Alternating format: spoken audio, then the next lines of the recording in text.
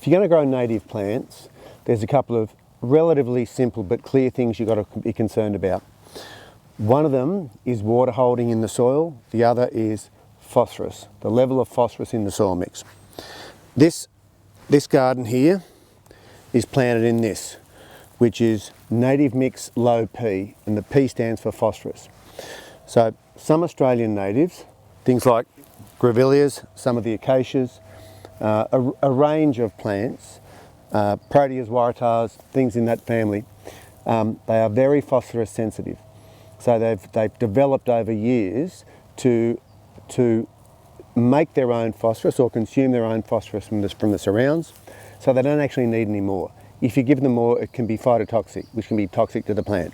So you want to plant them in a garden mix, which is very low in phosphorus, which is native mix low P.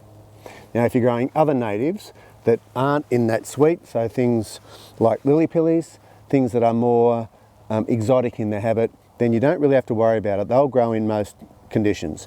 But for those that are sensitive, and things like, you can see how well the acacias and this Grevilia in the background, you probably can't see the whole thing, but it's, I don't know, 4 metres tall and it's powering. It's really happy here.